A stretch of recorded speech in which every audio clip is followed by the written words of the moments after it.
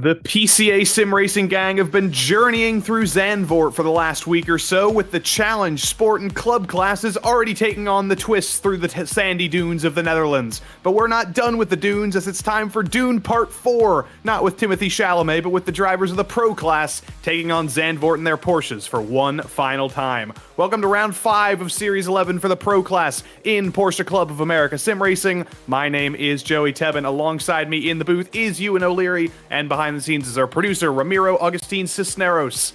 Ewan, we stop at Zandvoort in a time of great parity for this Pro class. It's been 4 winners in the first 4 races. Does that streak continue, or is this finally the time when somebody goes for 2 and makes a real shot at this championship?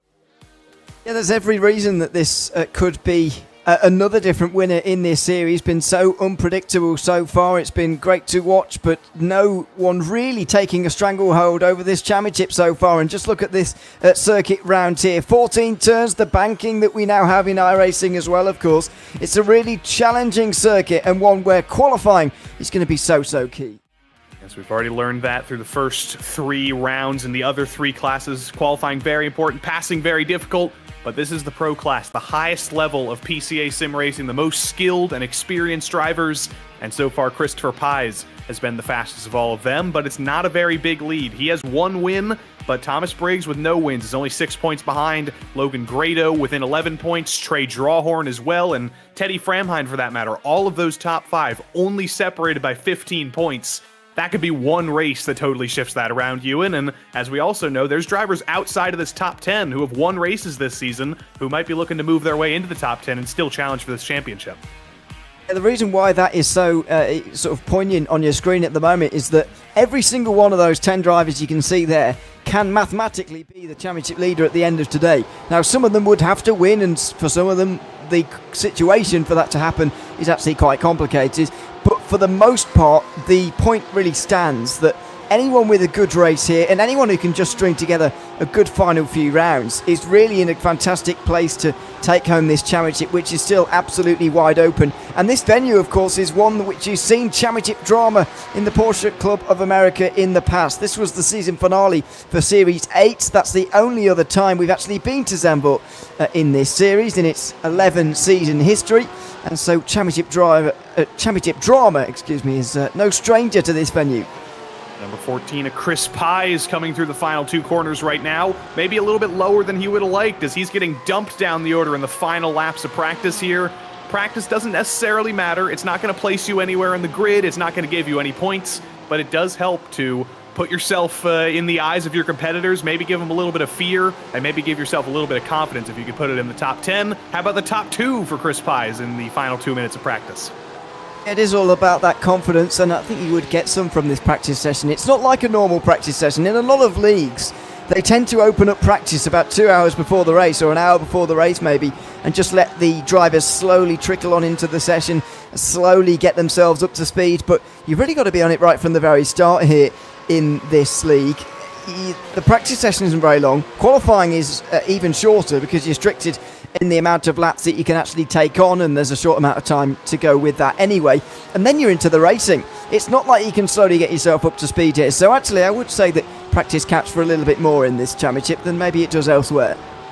Gary Brooks making his way through the banked hairpin there for the first time in a little bit. He's currently P6 on the timesheets right now. If you're joining us for the first time for PCA Sim Racing tonight, this is the Pro class. As I mentioned, this is the highest level class, and this differs from some of the other classes in the fact that it's open setup. The Challenge class and the second level class in Sport, those are fixed setup series. This class and the Club class, the second level class, those are both open setup series. You can do whatever you want with the car to make it go as fast as you want in whatever way you want. And that always opens up the competition to potentially spice things up a little bit at a track where it is difficult to pass. Within reason, of course, but yeah, you get the point. It's one of those things that really adds an extra dimension to this series, and an extra sort of thing to worry about. And for those lower echelons of the league, then maybe it's not so important to have that, and the drivers very pleased to just drive with a fixed setup. For example, I'm very much of the level that would just be pleased with a fixed series to not have to worry about car setup. But for those who really are at the upper echelons of the sport, and some of these drivers really are. We know Michael Polsek here at RaceSpotTV, done plenty of broadcasts commentating on him in the past. These are really strong drivers. They'll know iRacing very well. They know these cars very well, and they know how to set them up, and it's nice to let them sort of flex their muscles in that way, in a split manner, as we do with the different series here in this league. And the practice will tick to 0. The clock will tick to 0, and it'll be time for qualifying. 10-minute lone qualifying. Each driver gets 3 laps to fulfill within those 10 minutes on their own on track. And that's all you get. You've got to pounce, you've got to be fast, and you've got to be committed, because in a 10-minute practice session, you can get 3 laps in easily, but if you go out and spin on that first lap and have to come back to the pits, that's already quite a bit of time elapsed. You have to be on it instantly and very quickly. Yeah, you do, and that's the case in all of the qualifying sessions here, but we're speaking about this with such heightened importance because it is difficult to pass around here, of course. The really zones that you're going to be looking at isn't to turn 1, maybe into Tarzan. That's the biggest stop on the circuit, but other than that, there's not really any tight corners around here. You might see something at turn 11. That's the sort of switchback, which used to be called the Audi S. It's not quite so easy for an English speaker anymore. It's the Hand Ernst box now into turn 11 and 12. It's the sort of corner that jumps back on itself. You can see in the middle of your screen right there. There's the chances for you, but they're really few and far between. I know this is a short circuit, so you'll come across those 2 chances pretty quickly each lap. However, they're not exactly glaring chances. You're only likely to get half chances here. You've really got to make the difference yourself as a driver. Chris Pye is on your screens right now. He is going to be one of the first takers in qualifying. It's a very cool track. It is basically nighttime. It's the dusk. The orange and purple skies have come out. Track temps as low as they're ever going to be.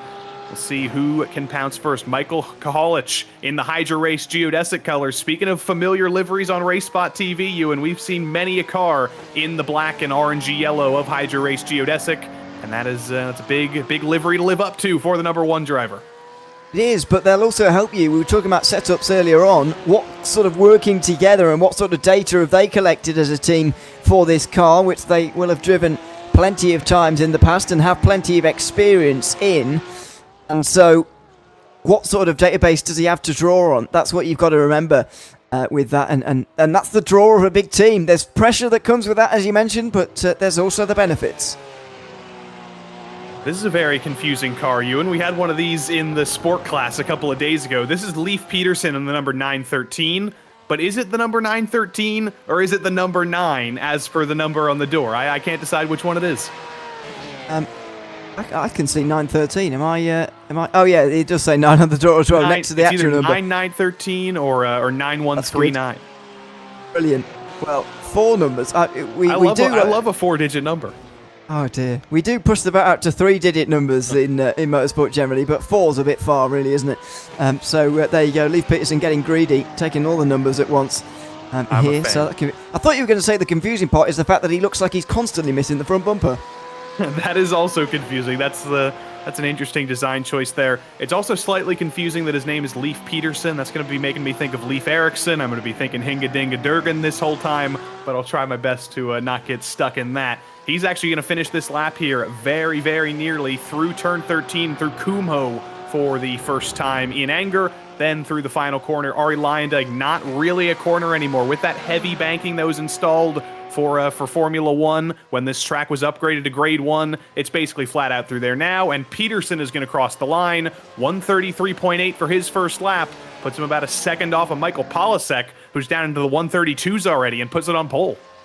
Yeah, second race of the season for Michael Polsek on his debut in Season 11. He took the win at Road America on his first appearance, so he will be one to watch out for, but look at the gaps there at the front of the field. 3 drivers already covered by 1/10 of a second.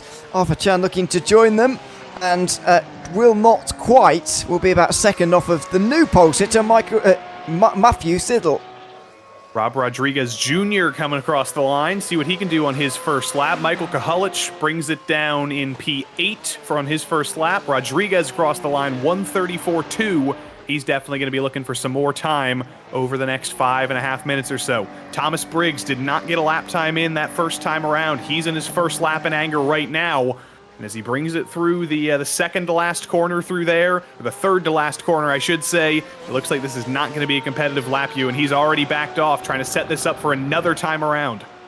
And look at how crucial it is to get this run through turn 13. Is quite the important corner, but run right around the top. It feels like an oval race qualifying, doesn't it? Running right around the top of turn 14 there to get the real slope off the top of the banking there, and the run down towards turn 1. It's remarkable to be talking about such oval tactics in a race like this.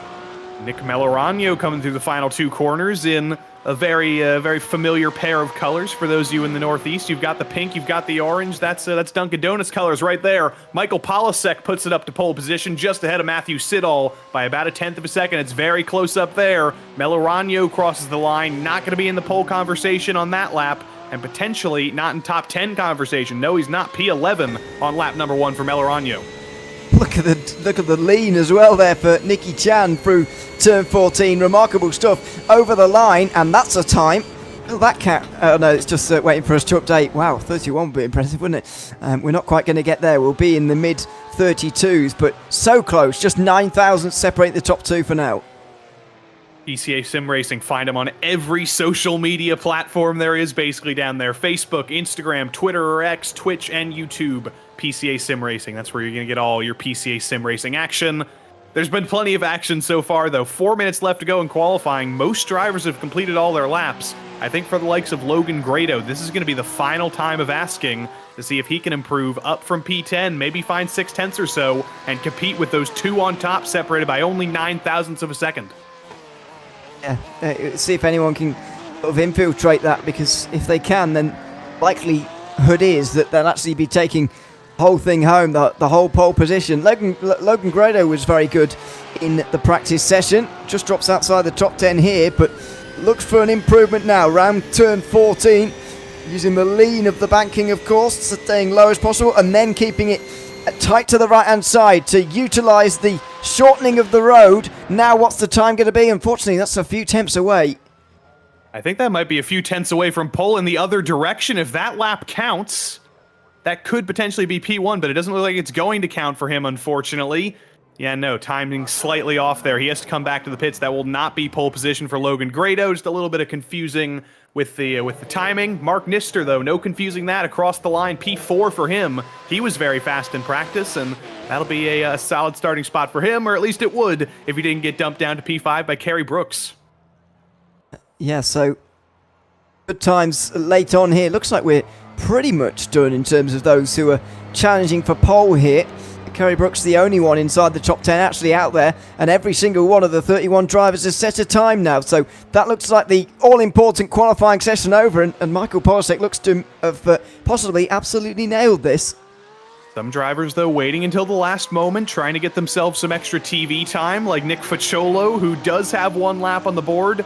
But I think this lap will count. You also saw another driver a couple of moments ago looking to get a time on the board, Chad Sosnowski. I think he still has one lap available. Facciolo, though, very slow down that short straight. I think he's building up for one final lap. Nick Melorano still sitting in his pit stall, but his qualifying session is going to be over. With only 2 minutes 14 left, he will not get out on track and complete a lap in time, because with a closed qualifying session, when that clock hits 0, your lap is done. It's not like an open qualifying session where if you cross the line with time on the clock, you still get to finish. If you don't have enough time to finish the lap, you're done. That's why the timing's so important in a closed qualifying session. I would argue, though, if you're running it close in a session of this length for the amount of laps that you've got, you've made some colossal miscalculations, because you really do have time on your side over the course of the 10 minutes, and track space, of course, on your side too. Don't have anyone else to worry about out there, which does have its benefits and drawbacks, of course. I like to see everyone out there together, to be honest, but I understand why not. Makes it a bit easier for everyone to work their way through qualifying and set the best lap time that they possibly can. We've got the entire field covered by 2 seconds, though, and maybe that's slightly as a result of that. I think slightly more impressively, it's the 21 drivers covered by just 1 second. Yeah, excellent stuff at the top of the field, and I don't know about you, Ewan, but I am very excited for this race up at the top too, because when you see two drivers separated by 9/10 of a second, think about not 9/10 of a second, rather 9 thousandths of a second. You can't even think about 9 thousandths of a second. Human reaction time at its absolute best is about 1/10 and a half. That is like 150 times less than that. That is an infinitesimal amount. That's going to be an incredible battle up at the top of the field. But the starting grid is set with qualifying coming to an end. And as I mentioned, 9 thousandths of a second separate those top two. It is going to be a Michael and Matthew battle for the next 40 minutes. Bryce Rodriguez is going to put himself in the fight as well, starting from third, starting alongside Kerry Brooks. Mark Nister rounds out the top 5 in the 005, and Chris Braun rounds out the top 6. Chris Pye's championship leader starting a little bit lower than he would have liked, but he starts P7 alongside Leif Peterson. Thomas Briggs and Michael Kraholich round out the top 10. Robbie Prescott in that satellite racing livery starts alongside Justin Sang. Logan Grado, Jesse Lyon, and Chris Cook bring us down to the end of the top 15. Nick Melorano, Chad Sosnowski, and Chad Henson down to P18. Double Chad on row number 9. Is that good luck? We'll see for the Connecticut driver Chad Henson. But the hits keep on coming. 19th in qualifying went to Joe Sinclair. He starts alongside Nick Facciolo. The Italians are together with Enrico Gregorato underneath alongside Arthur Chan. Nicky Chan in the 000 starts alongside Richard Woodruff to bring us down to the end of the top 24. Peter Sigourney, Lyle Eady, Rich Minkler, Michael Patterson, Rob Rodriguez Jr., and James Huth round out a 30-car field, Ewan. That is a very, very stout field. And as you mentioned, Dale Green as well starting 31st. 2 seconds separating 31 cars. It's going to keep things very close, but the first equation to solve is going to be how do you overtake one another at this venue. We know that turn 1's going to be a big part of that. Down in towards Tarzan, can you get yourself to the inside there, or are you going to be constantly shoveled to that outside line? Not always the worst thing. That first corner is banked slightly, of course, and if you can stay there and around the outside through turn 2, you've got the inside for 3, but even that is not really the place you want to be due to the banking through there. Is there going to be a chance maybe down here at turn 11, which is where we're lining up and getting set for our short rolling formation lap? Maybe that's somewhere you want to overtake, but that's going to be the real key of today. Can you get out ahead? Can you overtake if you're not in the lead of the race? So you're going to have to look to those pit stops for making moves. And unlike what we see in Formula 1 and Formula 2 and Formula 3 at Zandvoort, this will be a rolling start. You'll have a couple of corners to warm up the tires, and then the pace car will pull off onto pit lane. It will be a rolling start into turn 1. But how is that going to impact the start procedure here, Ewan? Matthew Siddall, starting in second, he's going to want to pounce early, but if he's not with Polasek on that initial start, he could lose him and be forced to slot behind into turn 1. Yeah, exactly. It's going to be really key, and I wonder how hard they're going to push that one at the lead, because they do have their head screwed on. They're not going to be silly in towards turn 1, but it is very important. So how are they going to weigh up that balance, and is it going to be a waiting game for those pit stops to work things out?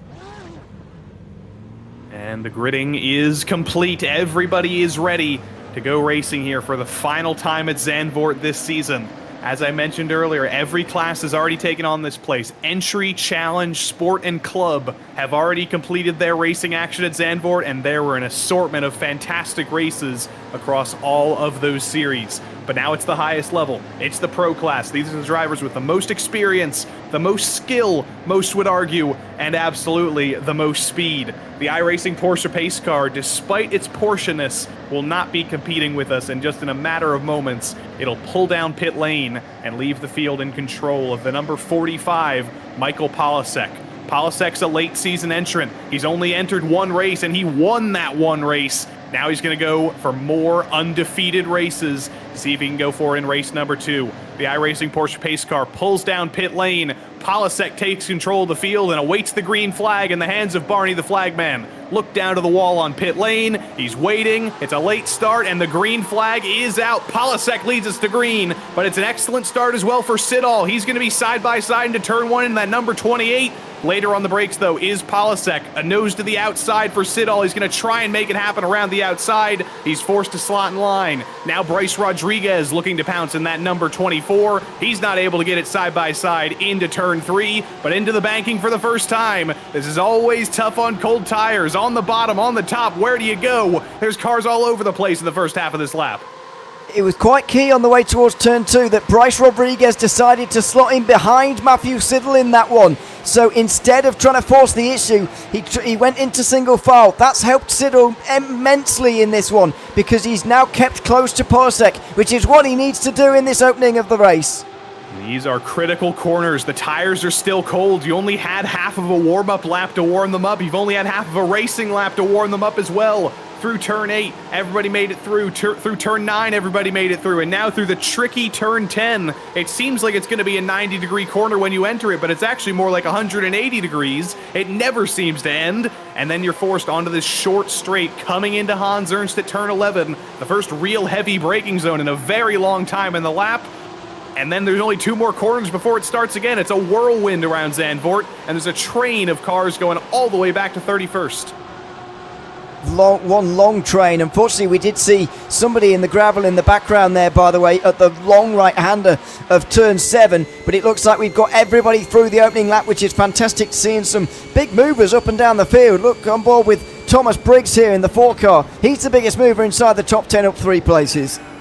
Thomas Briggs made some big moves. He made some big moves up through the field, up into P6, but now you do start to realize the reality of Zandvoort. It is tough to pass here. You are not going to be gifted opportunities. You have to fight for them, and now as the field has stratified out a little bit, you've already got to start thinking about that pit stop coming up, likely in about 20 minutes. There are pit stops required in this series. They're not required by the rules. They are required by the laws of physics, though, with a 50% fuel reduction. You cannot make it to the end of this race on 1 pit stop, and you're going to be thinking about that already as you ride in this train. There you are. It's something that has to factor into your thinking right from the very start. And if you can just shave a little bit of fuel off, and you can save that little bit, it could be really crucial. It normally is, of course, and it always will be. But maybe around here it is more so than anywhere else, because the other circuits on this calendar generally are places where you really can overtake. Mugello is coming up next, of course, and maybe that's a race where it will feel similar to this one. But the other circuits, including Daytona to end up the season, you really can overtake around those venues. The tail of the timer at the bottom of your screen. Matthew Siddall faster in Sector 3, slower in the other 2 sectors. We mentioned in qualifying you, and this is an open setup series. You can decide if you want to reward low downforce and high speeds, or do you want to go with high downforce and succeed in the low speed corners. It does look like Siddall's pretty fast in a straight line, but at a place like Zandvoort, it's always a question of how much downforce can you really take off of it before you start to struggle through the entirety of the lap.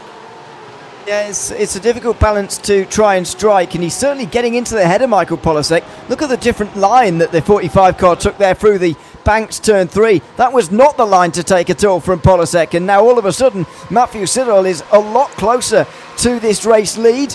You always want to stay up as high as possible through turn 3, which effectively renders it into a one-line corner, which was not necessarily the case in years gone by. It's a little bit of a David versus Goliath up front. Now, iRating doesn't mean everything. It is just a way that we rank drivers on iRacing. Matthew Siddall, 2922 iRating. Michael Polasek, 8,000 iRating. That is David versus Goliath, at least in terms of official racing, but that's a benefit of league racing. iRacing doesn't matter. The best drivers can find each other no matter what, depending on their speed, and that's exactly what's happened here in the pro class. That's going to be an excellent battle up front. A little bit deeper in the field, though. Mark Nister and Chris Pies are going at it. Championship leader Chris Pies is not used to being this far back you, and he's fighting for P7, and he's got to start looking forward if he wants to hold on to this championship lead.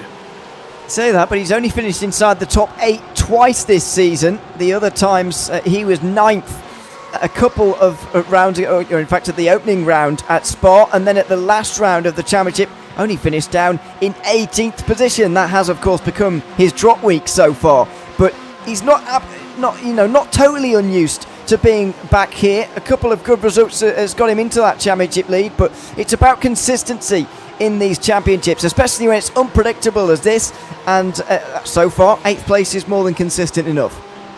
Got a little bit of a Robbie Prescott train. Leif Peterson hanging on to the last spot in the top 10. Prescott trying to hang on to P11.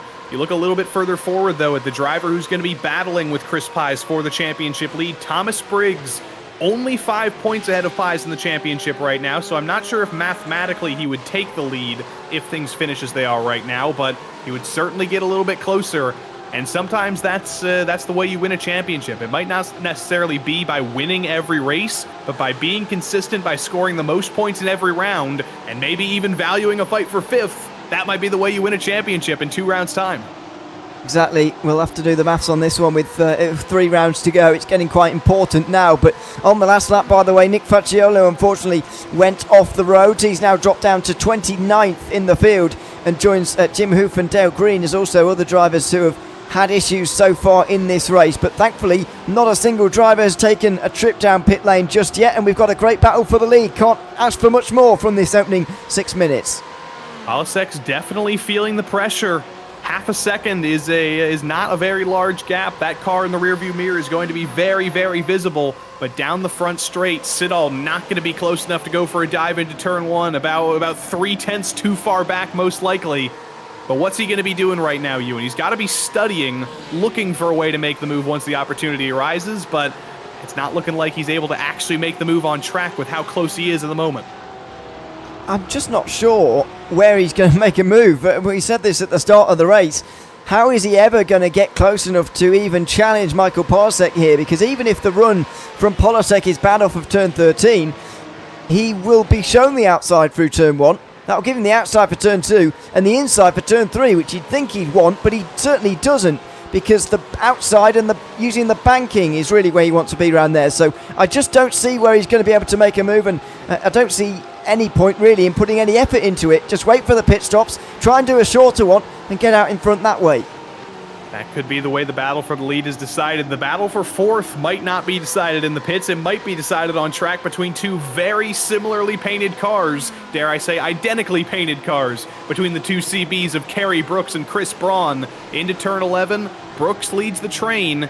It looks very, very similar to that battle for the lead in that it's difficult to pass. There's one car holding up a little bit of a train, but when it's 2 cars painted identically, you and 2 teammates, you might wonder if there's a little bit of team conversation going on, seeing if the faster driver might be let through if they're getting held up. Yeah, maybe, and I wonder what would happen to the group as well if that were to happen, because I think that's why this battle is a little bit different to the leaders. Polisek and Siddall seem to be a bit quicker than Bryce Rodriguez, to be honest, and while he is staying with them-ish, he's not necessarily challenging them. Whereas here, we've got the likes of Thomas Briggs here, Mark Nister, and then championship leader Chris Pies is also here in 8th position. So it's all one line. And that's the difference really in this group for 4th position. As Brooks runs wide, Chris Brown looks like he's on his way through. That is pouncing on the exit. That is such a difficult corner. You want to run the high line. It's more highly banked. You can carry more speed. But I think Brooks may have carried a little bit too much speed, clipped the grass, and lost out there. We'll potentially catch a replay if we can to see what happened there. But either way, Chris Braun takes the lead of this group into P4. And now Brooks under attack from Briggs, who's going to look to the outside through turn 9. That's going to give him the inside into turn 10. Does he have avenues there to go for the dive? Yes, he does. Thomas Briggs up into P5. A little bit deep, though. It's a very long corner. You have the opportunity to fight back. And Kerry Brooks gets back to the outside. In this short straight line to turn 11, though, Briggs shuts the door, and Briggs takes P5. A decision there for Brooks to go for the cutback and try and get a run on the exit was a little bit strange, I've got to say, and he's lost the position to Thomas Briggs as a result. I was kind of expecting Mark Nister to make more of that as well, although it might not be just over yet. He's got to make sure that Brooks doesn't settle down here and he continues to hit him hard, and Chris Pies is going to have to do the same as well if there is a battle in front. That's what you've got to do at Zandvoort. There'll be half chances like this where the group will open up. There'll be half chances. You've got to strike and take them, and Mark Nister hasn't into turn 1. Into turn 3, this is, as I mentioned, a multi-line corner in theory, but in these Porsches, they're far heavier than open wheel cars that can run multiple lines through that corner. Every driver is saying, I want to run that high line. I want to carry as much speed as possible through there. And once again, Siddall's been carrying slightly more speed, but being thousandths faster is not really helping him. He needs to find a way to be tenths faster and really get that much closer, because this gap has stagnated about half a second separating these 2 drivers in the front. It's staying absolutely the same as to what it has been the whole race so far, quarter of the way through now, and we are waiting for that sort of next bit of action. The thing about a leading battle as well is that there's nothing ahead that can really disrupt them to present an overtaking opportunity. Back here, we saw Brooks go off, of course. Now, I know that the battle between the teammates didn't go it wasn't so fierce, but Briggs was able to take advantage of all of that by making a really smart move actually down the inside at turn 10. and ahead of them, or watching ahead, we're on board here with Pies. He saw that ahead and saw overtaking opportunities sort of come up as a result of that. That doesn't happen to the leaders because they are leading the pack, so there's even less variables to present a chance. Gyro cam really giving us a view of how heavily banked that final corner is. This track has changed quite a bit in the last couple of years. It was upgraded to Grade 1 status to host Formula 1, so that last corner was given a safer barrier. It was heavily banked to give a faster run into the front straight. This turn 3 was more heavily banked. A couple more corners were given a little bit more runoff. So this track was even more difficult to pass on you in just a couple of years ago, and these have definitely been very valiant upgrades in terms of actually helping cars be able to race each other. There's more room to do it. I can't say I totally agree, to be honest with you, because one of the best overtaking or battle zones in the past was through turns 1, 2 and 3, because if you hung it around the outside of 1 and 2 and then you could get the inside at 3, because obviously the guy in front is always going to protect that inside going in towards turn number 1. But if you do that, then you've almost certainly got the position, because the outside at turn 3 all of a sudden is the advantageous place to be. It's very easy to protect when you're the driver in front, and so there's almost an even more diminished way of getting through. That, of course, goes for GT-style cars. I think you're right in terms of F1 racing probably has been improved, but I think for all the other types of racing, it's been hurt around here. So I'm afraid to say I don't necessarily agree, and I don't think that changing your entire circuit for one mode of racing is a good idea. Unfortunately, I think Matthew Siddall may be agreeing with you right now, because through that final corner as well, in addition to turns 1, 2, and 3, he's just not really able to hold on to the back of Polisek. Through the middle sector, he's been able to bring that gap down to as low as about 0.3 of a second, but through that final corner and through the opening corners, he has just been on struggle streak, keeping that gap down. There's been trouble for Mark Nister. It's not trouble, though. It's actually a deliberate pit stop. He's kicking off the pit strategy very, very early after only 13 minutes of racing. Mark Nister's the first driver to bring it down pit lane, and he's got a buddy behind. That's Chad Henson as well, trying to get out of traffic and trying to find some clean air. Now, he absolutely has to stay out of traffic here, and I think he might have done it. Has he found a little gap? I think so. And there's a few more further behind taking some pits service here. Henson and Cook both down pit lane. Now, where has that car come out in the pack? Mark Nister is 5 seconds behind the car in front, and there's another 2.5 seconds after that. So he's played this really well, and as long as he doesn't catch the back of a really long train before the pit stop phase, then he's really in the money here. And it's a difference in strategy in this series, Ewan, because you're not necessarily going for a tire change in a race that's as short as this. The undercut is not going to really work on having fresher tires, but it may work if you're stuck in a train like this. If you're getting held up, if you go to the back of the field and find clean air, that's the way to do an undercut in this series as well, just without the tires. Turns out, by the way, that Chris Cook, one of those who was down pit lane, received a black flag for an incident with Chad Henson before, so maybe that's what that was all about. But and they were both in pit lane there, by the way. But yeah, it's a really key stage of the race now. What is everyone else going to do? Is there going to be a reaction in that second group? Because they will have seen all that, of course. They will have gained the position, but will they think, well, if Mark Nister's going to go faster when we're not around him, is it beneficial for us to join him in the pit lane?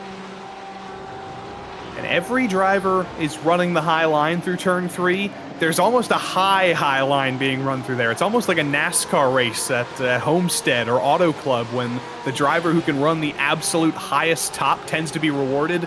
We'll see Nicky Chan and the gang bring it into the corner here. There was almost a collision down in the bottom. That did not work out for Enrico Gregorato in the green and black car. That door is going to be open, letting the 000 get to the outside and clear coming up into Steve Lock. That was impressive through the S's there, not corners you particularly want to go side by side, because while it is flat out, it's pretty difficult to do flat out side by side. So good pass from Nicky Chan. Now we go on board with Gregorato, who will look to respond, but can't into turn 9. Maybe have a look of a good exit here and a dash at turn 10. Maybe stick it down the inside here. No, not quite forceful enough there really, and couldn't make anything happen. So a good pass from Chan, and now up to 16th position. You gotta pounce. Gotta pounce when those doors open at Zandvoort. You don't get many opportunities, so when you get one, you've instantly got to take it. Now with these two up front, they've seen that a couple drivers have made pit stops already. They've seen that the alternate strategies have been kicking off. The question for Siddall, though, is he getting held up by Polasek? Would clean air actually help him at all? Or is he simply just going exactly the same speed and pulling off any kind of alternate strategy wouldn't really work? There's all sorts of questions that are running through his mind right now with 24 minutes to go. He's thinking about, how do I win this race off the track if I have to do it in the pits? I think he's going to have to be off the track. I mean, we've been following them for quite some time. We haven't seen a single, even half chance present itself, I don't believe. So I don't see what different he can do in this situation, and so I don't see why that would change in the second stint of the race either, really. The field is so close that lap traffic is going to be something you don't come across too often, although there may be a little bit of it later on. It's not going to get in your way even if you do catch it. I don't see really what Siddall can do on the circuit. He's got to do it off track, but I do agree Porsche maybe has a slight advantage, and maybe he's showing that right now with a bit of a nice lap here, or maybe a mistake from Siddall. Bad news for Dale Green fans. He is officially the first retirement of this race. Unfortunately, he'll end this day with a 31st place finish. I'm inventing new numbers, Ewan. I don't know what's going on here. Like French, it's just the same. Whatever you'd call that after a number. 31. It's anyway. You're lucky I haven't done my Dutch accent today. No, yeah. Well, you said you can't do one actually, but we're not going to try. We're doing our best with the corner names. That's I think that's enough for the day. But yeah, first retirement. Unfortunately, to be fair, it's quite good that we've got so far through the race without having one, and it's been very low on the incident side for the first half. Got a Chan battle. Arthur Chan versus Nicky Chan. Could not honestly say if they're related, but it's a little bit of Chandom either way. Pit stop in the background. I think that was either Jesse Lyon or Rich Minkler deciding to pull it off and go off strategy.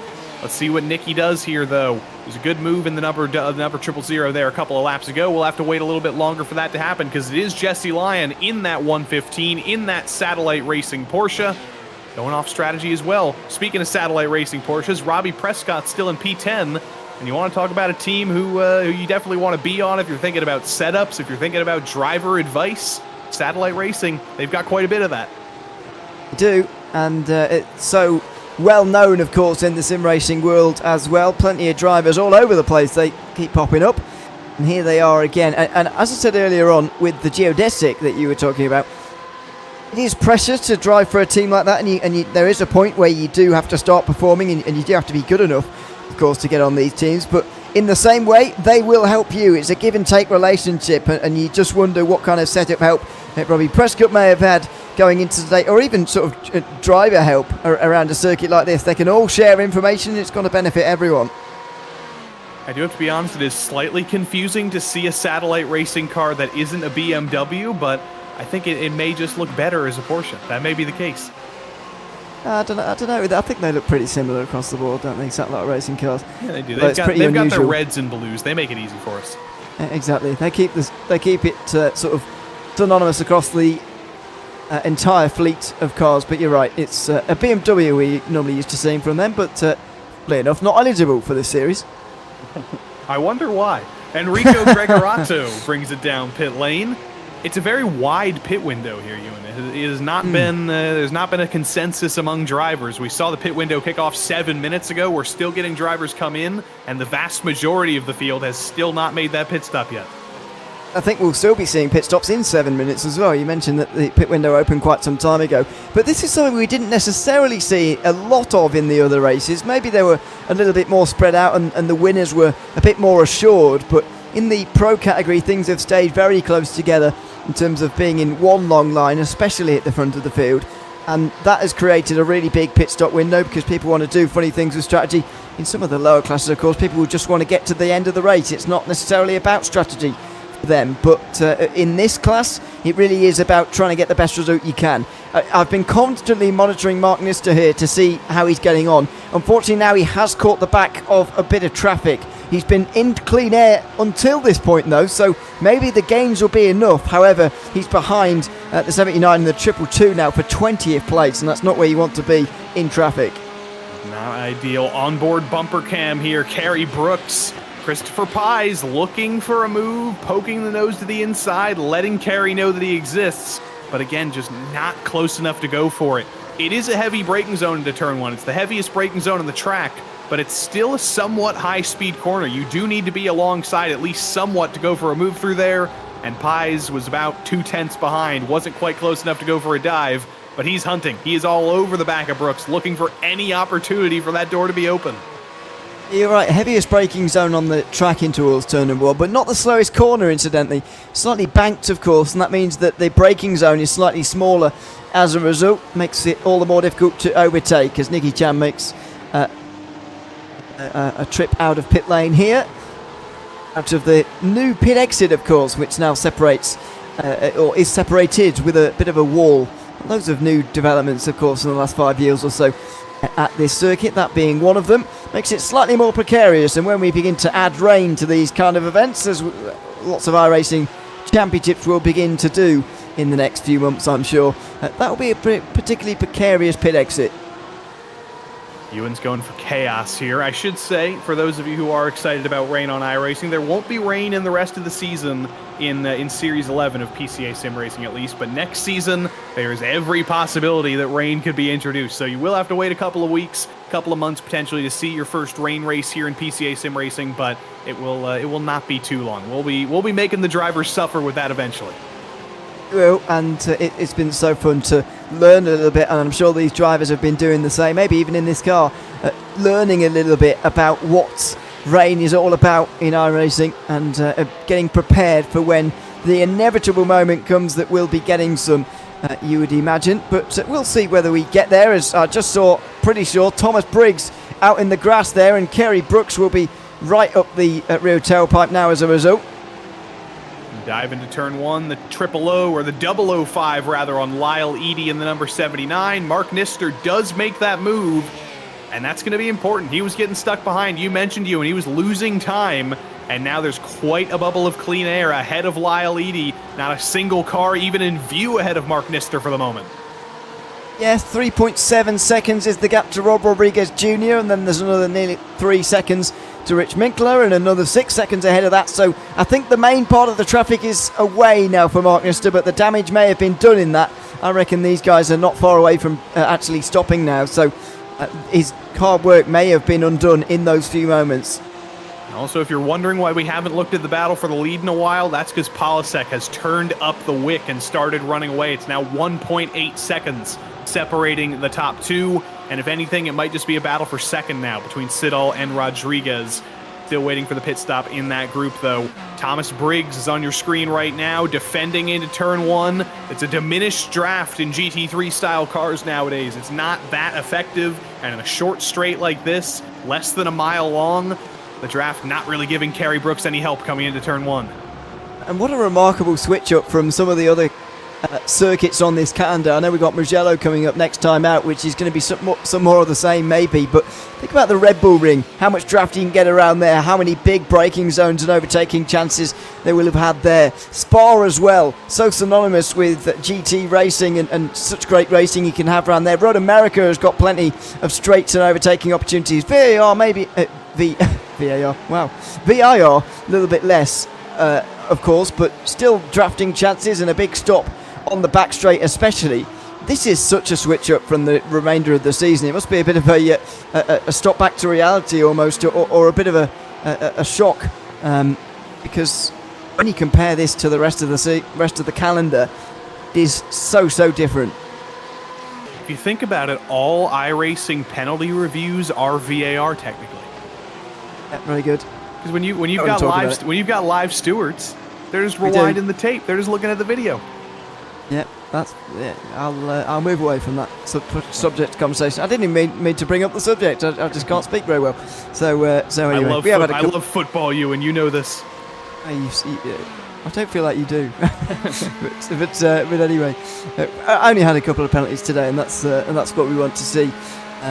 Still staying out here in the leading group, remarkably. This battle for 5th place, not going away because they're all still out on the racetrack.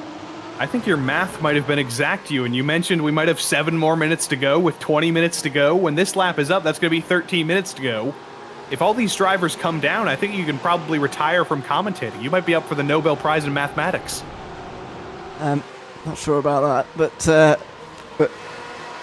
but but people do say that for a commentator, my maths is okay. So that's good. But that's also not very high standard, is it? To be honest, to really hold yourself to. Mark Nister on the last lap is a little bit slower than some of these guys, but a little bit quicker than the leader of the group, which I think is the most important part. Thomas Briggs 34.4, Mark Nister 34.2, and some of those laps, of course, were interrupted by the traffic. Makes you wonder what he's been doing in clean air. I should say a commentator being good at math is the same accomplishment as a dog being house trained. It's not a big accomplishment, but it is admirable in its own way. Let's see, is the pit stop going to come up in the top 3? Polasek barely even on your screen. He might actually have to deal with some lap traffic. And does that decide his decision to bring it down pit lane? It doesn't. Polasek stays out. Siddall stays out. Rodriguez stays out. But what does everybody else do behind? Lapped car coming through in that baby blue car. No, I think we're going to go even longer, Ewan. This pit window is so wide and so open, and that might be good news for Bryce Rodriguez because he's used this opportunity to close that gap down to Matthew Siddall and turn it into absolutely nothing. Yeah, I'm trying to wonder really where this pace has come from. Is Rodriguez a little bit stronger on the lower fuel? Is Siddall starting to crack a little bit now that we're getting into really the sort of long distance part of this race? We're getting towards half an hour now, which is starting to get towards a longer stint, and your real consistency will show. A lot of people can, or the band of drivers that could stay with a leader for 20 minutes, say, is a lot bigger than what you can at 30 minutes. The difference between those two times does get quite large at that stage, and so Siddall may be just struggling with that slightly, although with a lot of traffic in front, Michael Polasek is all of a sudden seeing a lot of that hard work undone. I wonder if he might be regretting not coming down pit lane that last time, but you also have to think when you're in the lead like this, when you bring it down pit lane, it's a highly realistic chance that you could end up in traffic. You're looking at the relative. You're seeing the length of the pit delta, and you're seeing that if you're in the lead, there probably is a car or a driver about 20 seconds, 25 seconds behind you on track, but Bryce Rodriguez gets to the inside into Kumo, finally gets his opportunity. Is he going to be able to make the move work, though? Down on the bottom through the banking, it's a much shorter run, and Siddall can't do anything to fight that back. Now what happens coming down pit lane? Both of them go for it. It's a battle on the brakes to the yellow cone, and Rodriguez made the move right when it counted and takes second place away.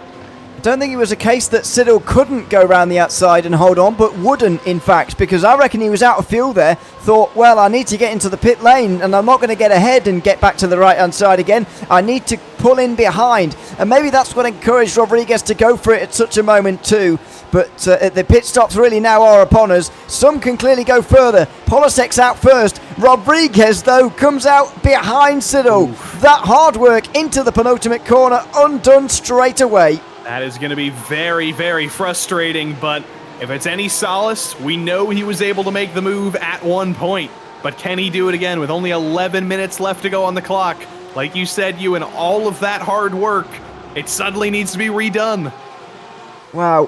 What a frustrating moment for Bryce Rodriguez, and it makes you wonder where that second came from. I guess he hasn't been doing any fuel saving, whereas I reckon Siddall was in the first 15 minutes, just behind Polasek. He might have been lifting off in a few places, but Rodriguez certainly wasn't. He was pushing all the way. It's cost him, really, in this one. His pit stop was a second or so longer than Siddall's, although maybe he just did a long stop, to be fair, because his pit stop has been longer than anyone inside the top 20. Maybe that is his fault and not really the good strategizing of Matthew Siddall.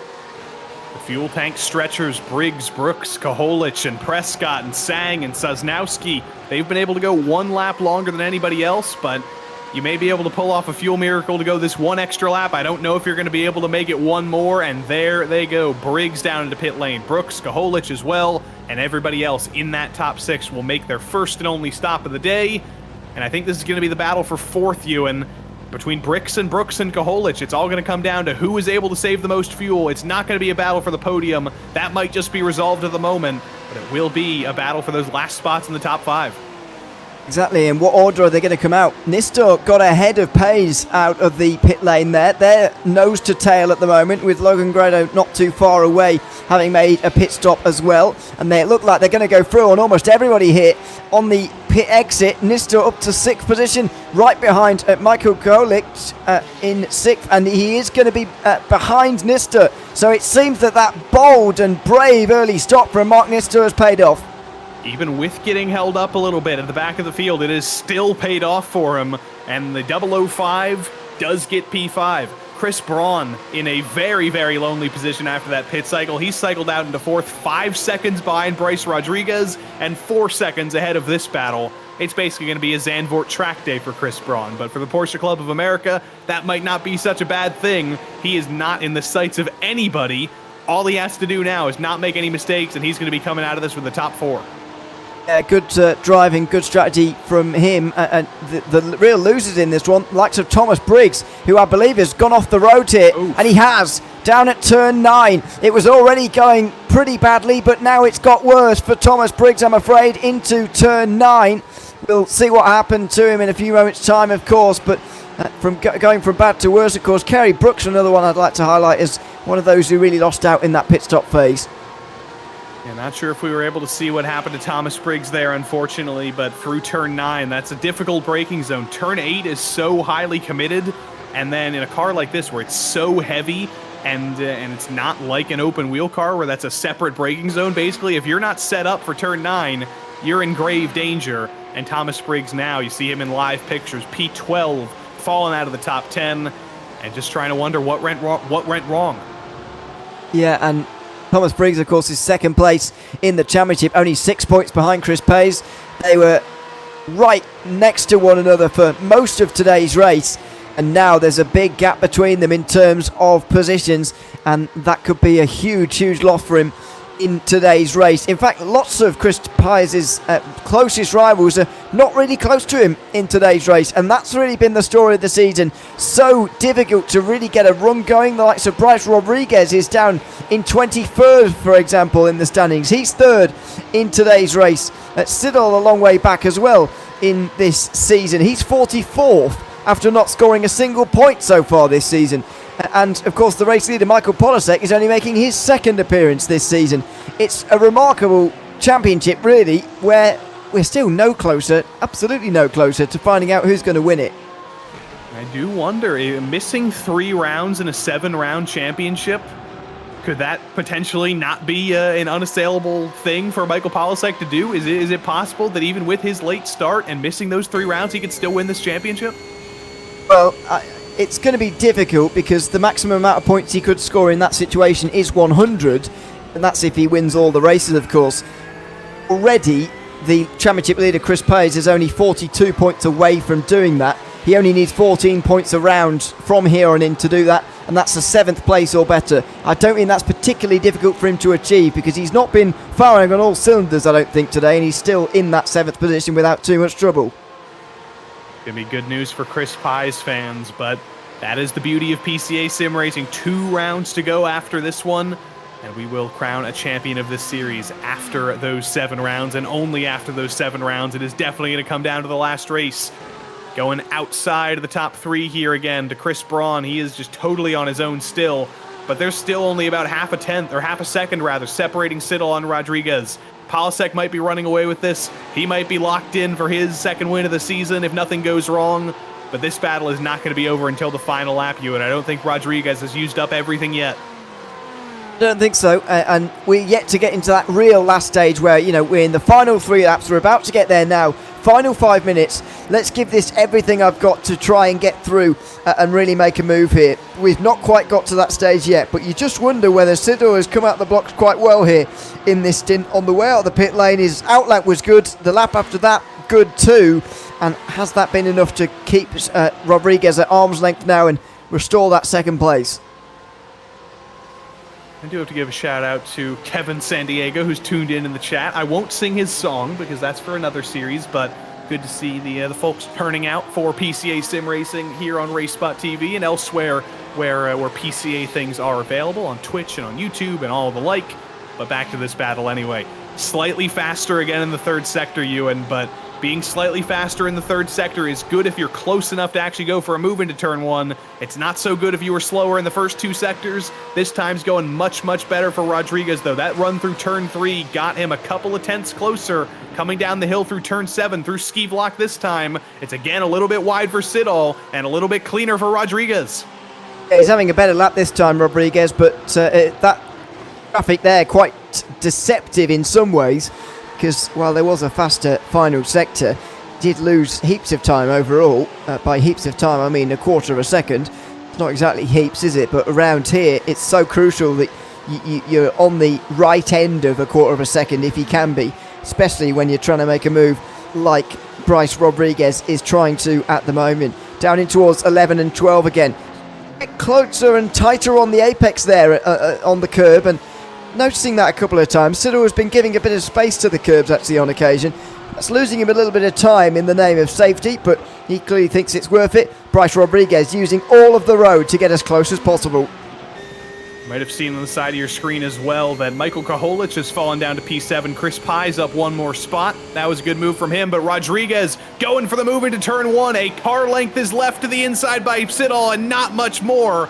But he's going to have the inside and the exit. The outside gives Siddall the better run, though. He hangs on, but that was Rodriguez showing even more strength. If that door is open, he can go for an overtake no matter what. And he is still putting the fear in the eyes of Siddall coming out of turn 3.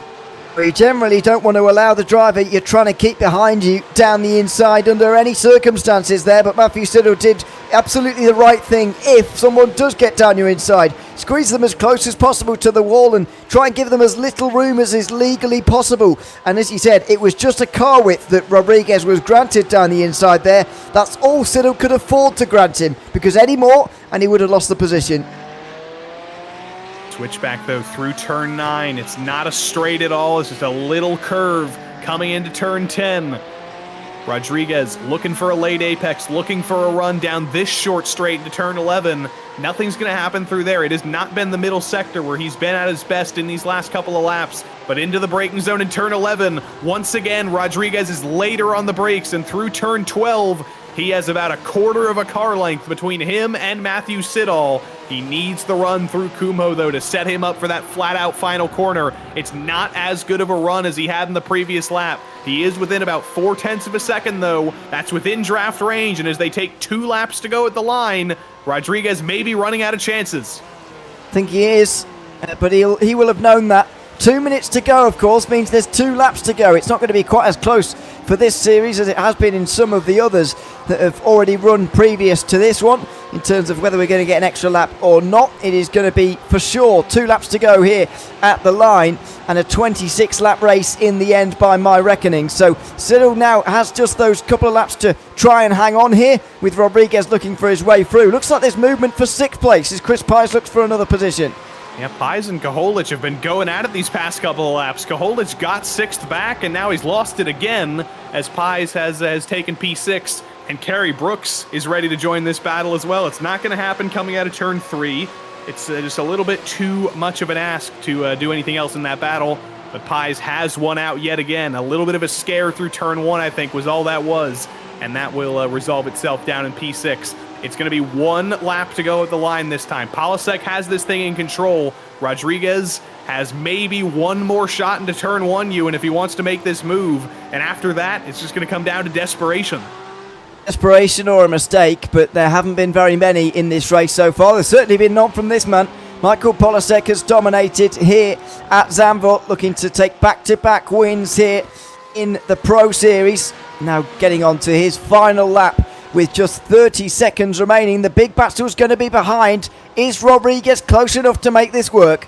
White flag, 4.2 kilometers left to go. Rodriguez does peek a nose to the inside. Is he close enough to go for a true move, though? He's not close enough to go for a dive. He's as late in the brakes as humanly possible. He is making himself known.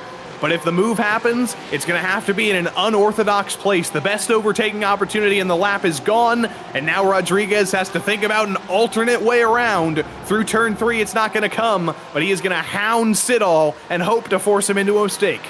Yeah, I mean, it almost never works, but I would have been tempted to go for some sort of slide job at turn 3 there. Dive heroically down to the inside there. Just try and slide up in front of the car you're trying to overtake and get the move done. He's got his head screwed on a bit more than me though, and he's doing this a little bit more careful and considered. He's very close going into the middle sector here, even making Cyril defend into turn 9, which you don't see very often at all.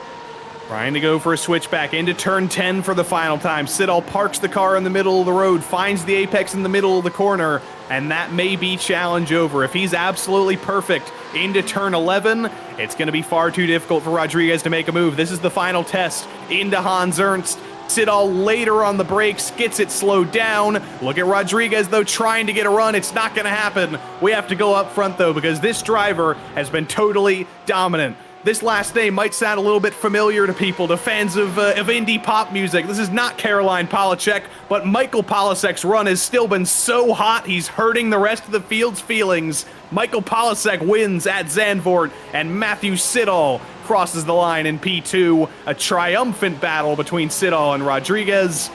But wow, Siddall holds him off under the ultimate pressure. Suddenly, Michael Polasek, after attending just 2 rounds of this, the opening 5 rounds of this championship, is in a championship conversation. 23 points off the championship leader as Chris Pius goes across the line in 6th position. In the same way, the 14 car will have double figures at the top of the championship now at the end of this round, with the absence of some and some poor races for others, although Thomas Briggs did recover to a top 10 finish. It's definitely going to keep the championship alive, but I think the championship is even more alive than it once was. Logan Grado is still going to be around in P3, but if you look where Matthew Siddall is in the championship, he wasn't really in the conversation. You're exactly right. You said it earlier. He's in 44th place. This could potentially put him in with an outside chance coming into these final 2 rounds. It especially puts Polasek in with a chance with 2 rounds to go. And everybody else just thinking about what they can do in those final 2 rounds. Even if the championship isn't possible, they may just have to think about going for a win, trying to get a little bit of glory at the end of the season. But Michael Polasek wins for the 2nd round in a row. Matthew Siddall disappointed with 2nd, I'm sure, but still happy to hold off Bryce Rodriguez and finish on the podium with him. Chris Braun had the loneliest race of anybody. P4, 6 seconds behind P3 and 6 seconds ahead of P5. Mark Nister rounded out the top 5 with an alternate pit strategy that paid off for him. Christopher Pies will maintain the championship lead with a 6th place finish. Kaholich, Melorano, Grado, and Briggs round out the top 10. Then P11 was Chad Sosnowski. He was also one of those drivers on an alternate pit strategy. Enrico Gregorato got back ahead of Nicky Chan, and also got ahead of Arthur Chan, for that matter, to finish P12. Jesse Lyon was P14 ahead of Chad Henson, representing Connecticut in the top 15. Then Nicky Chan, Brooks, Peterson, Minkler, and Rodriguez round out the top 20. But the hits keep on coming. It was a very big field tonight. Facciolo didn't have the night he wanted. Sinclair, Patterson, Sigourney, Edie, Prescott, Huth, Cook, and Woodruff round out the lead lap finishers. And unfortunately, there were 2 DNFs. Issues for Justin Sang and Dale Green meant that both of their days ended slightly earlier than they would have liked. In the case of Dale Green, before halfway, unfortunately, for the number 250. But Ewan, Zandvoort once again proving itself as a place where it's very difficult to pass. But when those passes are possible, when you get those battles, they're always exhilarating. They are exhilarating because they are quite so rare, so you really are excited by them. And yeah, we did see plenty of them today, and it's just in these big groups as well. When something gets kicked off at the front, you really start to see everybody start to get involved, and that's exactly what you want. So good race in the end, and championship bubbling up nicely now. Just 2 rounds still to go, and I think drivers will be pleased to go over to Mugello, although it could be a little bit of a similar story for the next round of the championship, to be honest. Circuit, I think, which is almost equally as difficult to overtake on. Yep, that is it for us from Zandvoort. No more Zandvoort. All the classes have completed round number 5. And next time out, it's out to Mugello for all 4 classes, Challenge, Sport, Club, and Pro. We hope you'll join us then. But for now, I've been Joey Tebben. Ewan O'Leary has been Ewan O'Leary. Our producer has been Ramiro Augustine Cisneros. And until we see you next time, so long.